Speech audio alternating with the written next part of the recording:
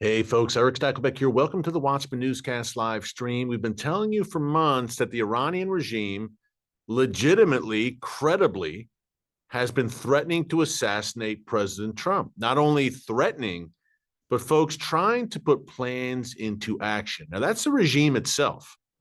At least two Iranian plots against the president during the 2024 election season, and even before that, after 2020, January 2020 to be precise, when Trump ordered the takeout of Iranian terror master Qasem Soleimani.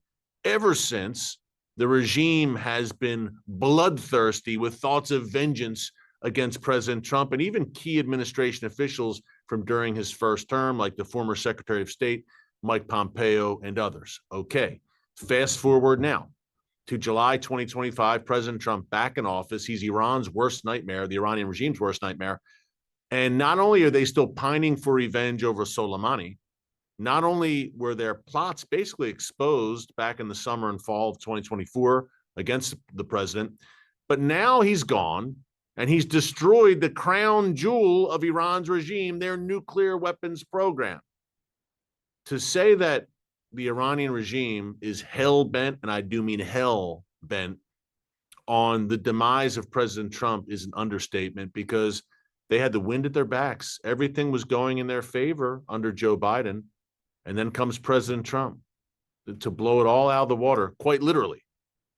So now we have an increase in threats from the regime against President Trump's life. Look, we've outlined them over the past few weeks here on the channel, right? We had the top Iranian cleric, the top Shia cleric, about 2 weeks ago, just around the 4th of July, issuing a fatwa, or an Islamic religious decree, against President Trump and against Israeli Prime Minister Benjamin Netanyahu, calling for their deaths. This is a serious thing, folks. It was the top Shia Islamic scholar inside Iran issuing this. And I didn't hear anyone in the Iranian regime condemning him for it, needless to say. That's number one. Number two, a close advisor to Iranian Supreme Leader Ayatollah Khamenei. His name is Larijani. We told you about him on Friday, threatening to attack President Trump with a drone as he sunbathed at Mar-a-Lago. Now, unfortunately for Larijani, President Trump's not very big on sunbathing, but the intent is clear. And by the way, as we shared on yesterday's live stream, Larijani also threatened to strike Europe with Iranian drones. So the Iranian regime isn't backing down in the wake of the 12-day war, in which they were embarrassed in the eyes of the world, in front of the entire world, by Israel and then by the United States.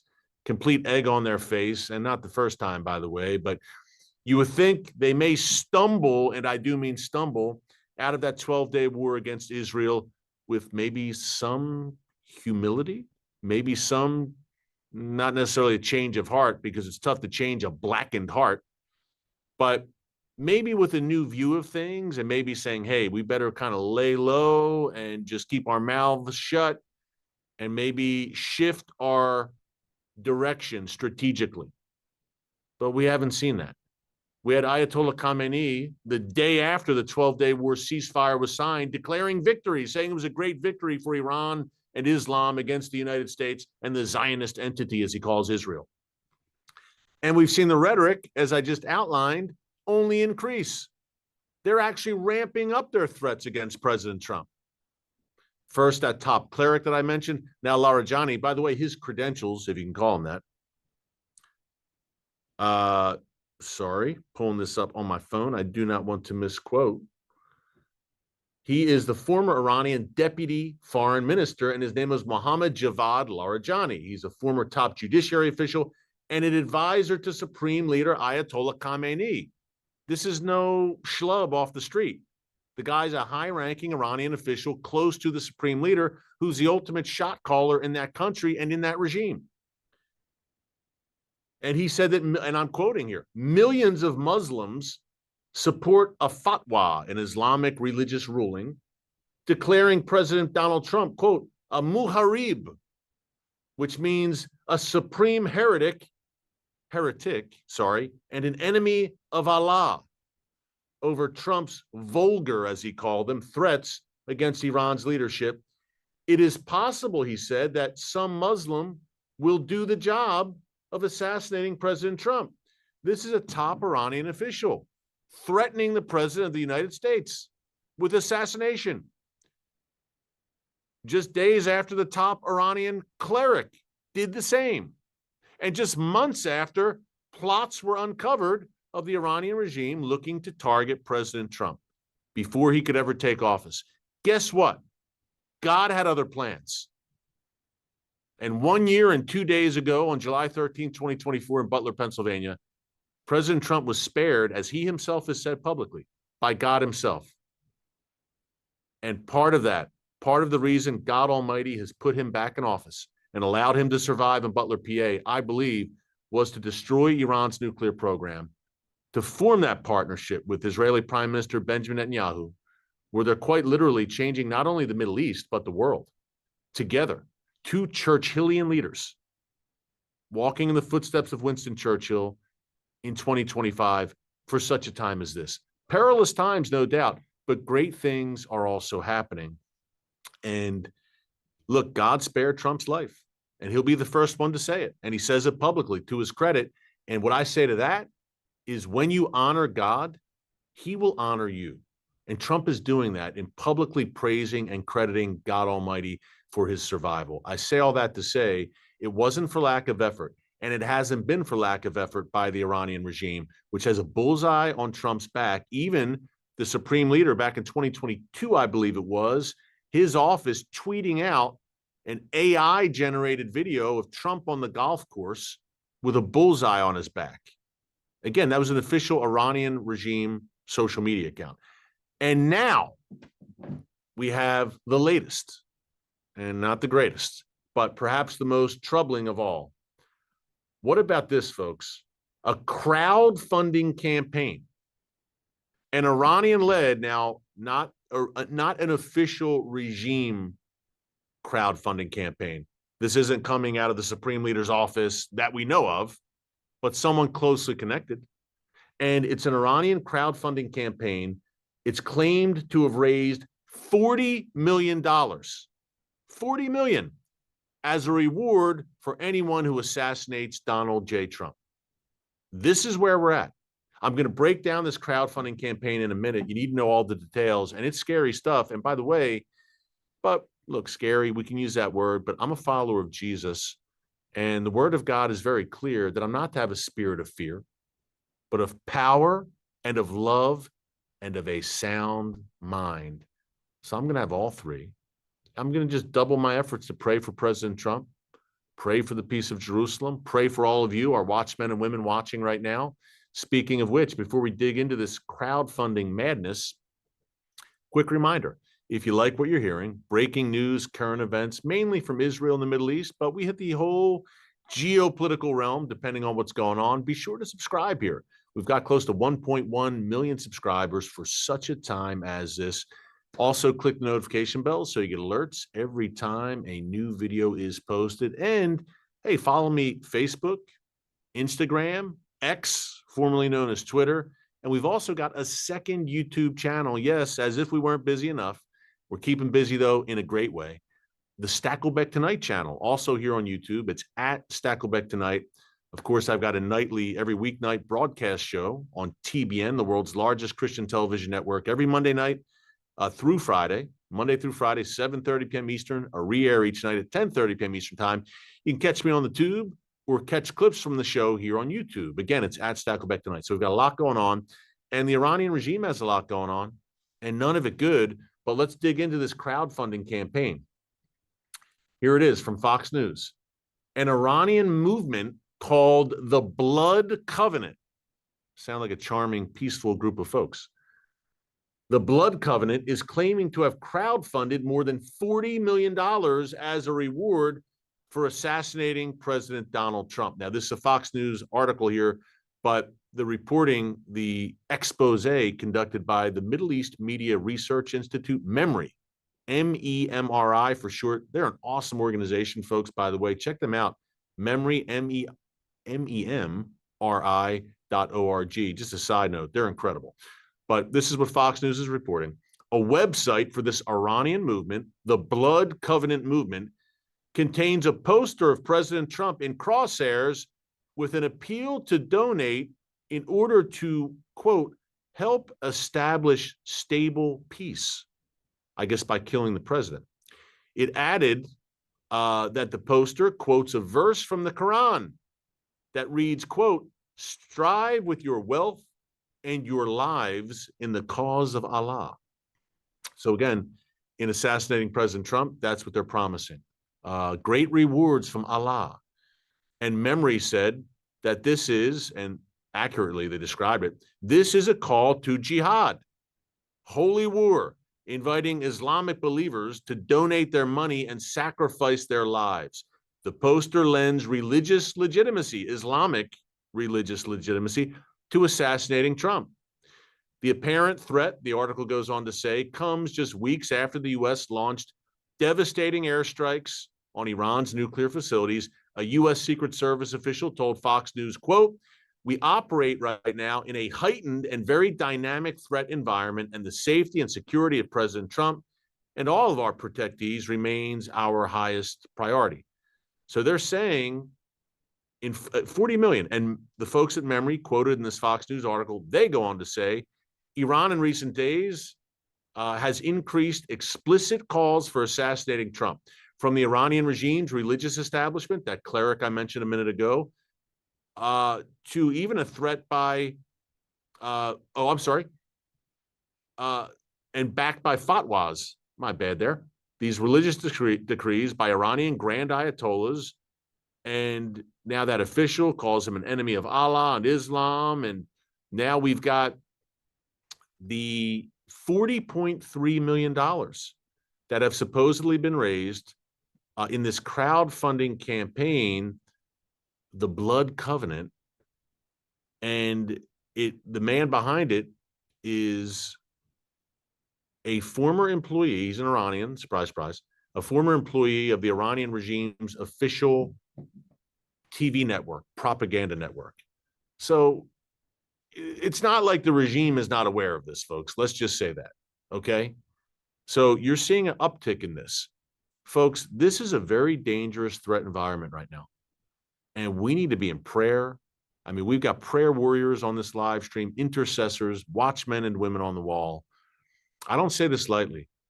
Pray for a divine hedge of protection around President Trump right now as these threats increase, and around Prime Minister Netanyahu, because these radical jihadist directives are being issued against these two leaders who are, to my mind, two game-changing, world-changing, bold, visionary leaders. So it's no surprise the Iranian regime wants to take them out. Need to pray again for God's divine Iron Dome around President Trump, his team, his family, and the same for Prime Minister Netanyahu. These are two leaders. They share a lot in common. And I've said they're two Churchillian leaders. I truly believe that. And I think back to that partnership in the 1980s as well, between Ronald Reagan, Margaret Thatcher, and Pope John Paul II, bringing down the Soviet empire. But these are two special leaders that God has put in place to deal with these monumental threats. They have something else in common as well. They've both been targeted, Trump and Bibi, by the deep state in their respective countries, the U.S. and Israel, the radical left, the deep state, the bureaucrats, the mainstream media in Israel and the U.S. have both targeted these two leaders. And now they're targeted also by enemies like the Iranian regime and others. So these are two men who are hated by evil. Evil people hate Trump and Bibi, which is pretty telling. There's no gray area there.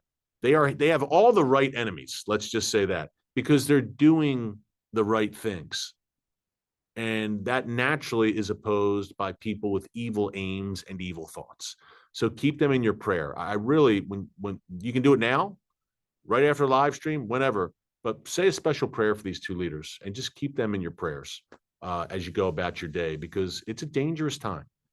And I have to say, the drone factor, look, drones can be small and they're tough to track at times. It makes the threat environment, it heightens the threat environment even more. And I said this on yesterday's live stream, Think about last year, I believe it was last September or August, when Hezbollah, on orders from its masters in Tehran, the Iranian regime, flew a drone into Prime Minister Netanyahu's, or at his bedroom window. He's got a vacation home in Caesarea along the Mediterranean coast in Israel, and this drone slammed into the window of his bedroom. Thankfully, he and his wife were not in the room, but there you have it. It was that close. So let's really be mindful of this and stay in prayer. And by the way, one last note on this. When we talk about the seriousness, well, crowdfunding campaign, it's just all bluster. No. $40 million bounty on the president of the United States. There's a lot of radical jihadists, not only Shia, but Sunni as well, who would jump at that to collect that bounty. Let's face it. But to give you an idea of the seriousness of this, a very alarming piece, also on foxnews.com, 5 Iranians, here's the headline, 5 Iranians nabbed at the U.S.-Canada border as terror fears grip American small towns. All of these Iranian detainees had previously attempted illegal border crossings and now are awaiting deportation proceedings. Here's more. A Customs and Border Protection spokesman confirmed today that 5 Iranians were arrested while attempting to illegally cross the U.S. northern border with Canada. This ain't good. A few weeks after the U.S. obviously took out those nuclear facilities, came alongside Israel and did it. On July 1st, Border Patrol agents from the Champlain, New York station responded to suspicious activity in upstate New York. The agents located a minivan occupied by 5 citizens of Iran and 2 citizens of Uzbekistan, also a hotbed, I'm sad to say, for radical Islam. This is a rural town in Vermont, just south of the Canadian border. And all 7 men had been previously arrested for attempting to cross the border illegally. They're now detained and awaiting deportation. And look, earlier this month, Fox said, Fox reports here, a counterterrorism expert said there are Iranian terrorist sleeper cells they could be hiding in plain sight, and that hundreds of them have entered. I mean, we've had hundreds of Iranians, at least, maybe thousands under Biden, those 4 years of a complete porous open border. Who knows, folks, look, I'm an American right now. I'm sitting in Texas. I don't think anyone can answer this. Who the heck knows who came into this country, not only from the southern border, but from the northern border in those 4 years that Joe Biden was in office? Millions upon millions. And you're telling me, I hate to say this, God forbid, but you're really telling me with a straight face that no terrorists took advantage of that open border? I mean, it strains credulity to believe that. I'm sad to say you have to believe that some very bad, we know bad actors got in here. We know people on terror watch lists entered the United States. We know rapists and murderers and others. Thank God Donald Trump now is cleaning up the mess and getting them out. But he's got the left opposing him at every turn. And he's got a tall order. Much damage was done, not only in those 4 years under Biden, but this goes back decades, let's face it. So he's doing a mighty work to clean up the mess, but he's doing it. So again, this is a dangerous time because we don't know who came in this country.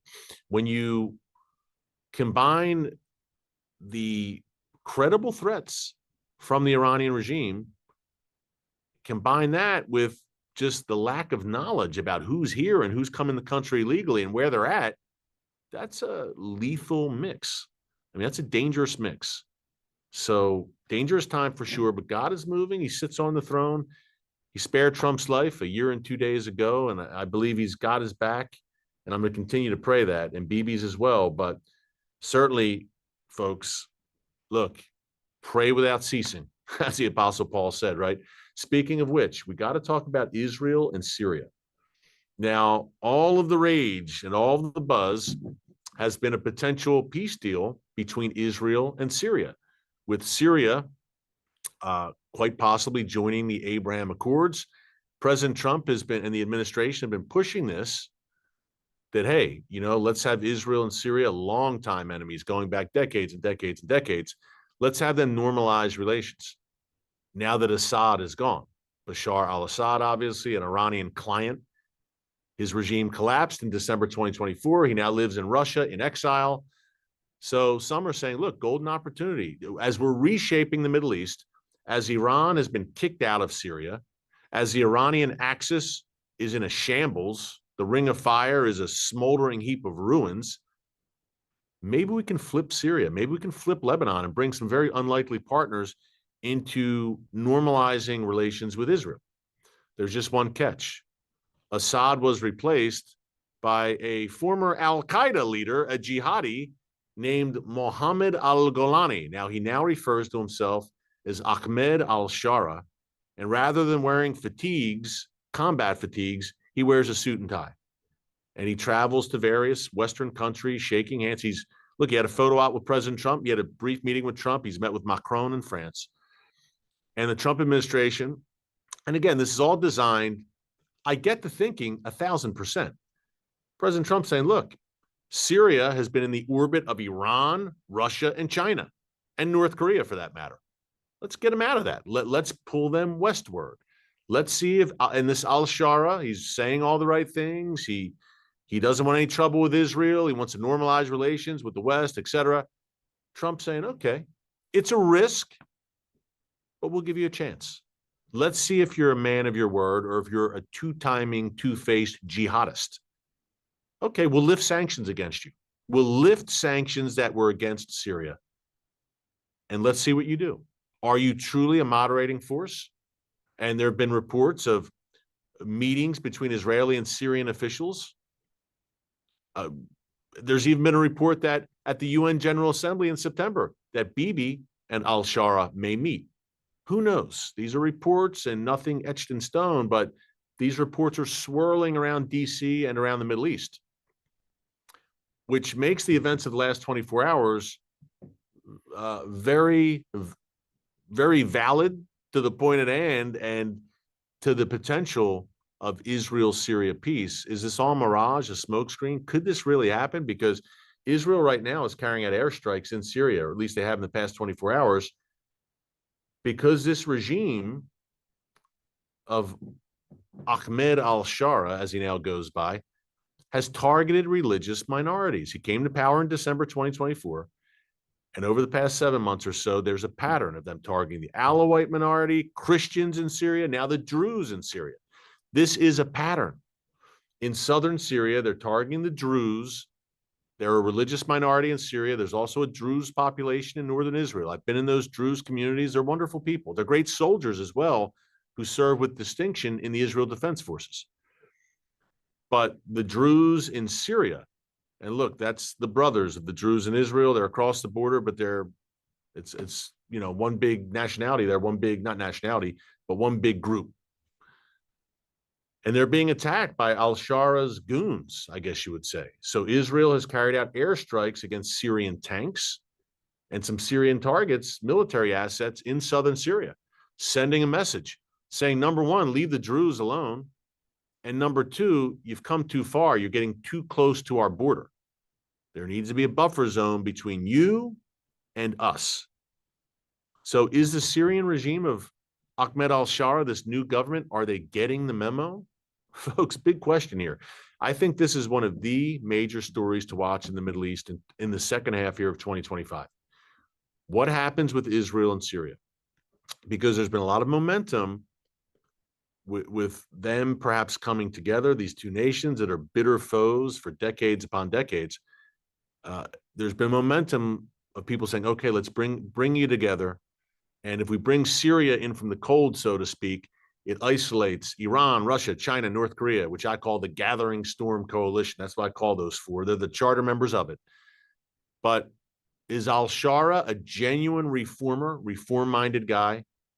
If he is, he seems to be having a lot of trouble reining in his regime and his military. So, look, the jihadi leopard, as I've said many times here about al-Shara over the months, generally, in my experience, living and breathing this for 3 decades almost, the jihadi leopard does not change its spots. So is this wishful thinking by some in the West that Syria can be flipped and al-Shara is going to change? Remember, look, he's tight with Erdogan in Turkey as well, which is never a good thing. So we shall see, but Israel's doing what it needs to do and carrying out these strikes in Syria, not only to protect the Druze, but look, to maintain that buffer zone. Israel has done that with all the surrounding nations. Gaza is not a nation, but Gaza, Lebanon, Syria, Israel in each territory has created buffer zones between them and between the nation of Israel, with IDF troops in the middle, maintaining that buffer zone. Stay tuned. Syria is one of the big stories to watch in the second half of 2025. No doubt we'll be covering here on the show. Prophetically, look, Isaiah 17 talks about the destruction of Damascus. We've talked about that a bunch here in the live stream as well. So keep an eye on that. Keep that in prayer. Lastly, I'll leave you with this. We talk about Erdogan in Turkey, Muslim Brotherhood through and through, the Turkish version. Senator Ted Cruz, Texas Senator, Republican Senator, is putting forth legislation in the U.S. Congress to designate the Muslim Brotherhood, the granddaddy of all modern-day terror groups, as a specially designated foreign terrorist organization. I'm praying that bill passes, that it goes to President Trump's desk, and he signs it. Because, again, the Brotherhood, they're the gateway drug. You start with the Brotherhood, then you graduate, quote unquote, to Al-Qaeda, ISIS, etc. And Hamas, to give you an idea of the danger level of the Brotherhood, Hamas self-identifies as the Palestinian branch of, you guessed it, the Muslim Brotherhood. So we're watching that legislation as well. More updates to come there. A lot going on, folks. Been great being with you today. Keep it all in prayer. Thanks for joining us. Until next time, God bless you. And remember, never hold your peace. Hey everyone, thanks for checking out the Watchman Newscast. Make sure you hit the subscribe button so you never miss an upload, and tap the bell icon so you're notified every time a new video is posted. And don't forget to share your thoughts, insights, and comments below. Thanks for watching. We'll see you back here tomorrow.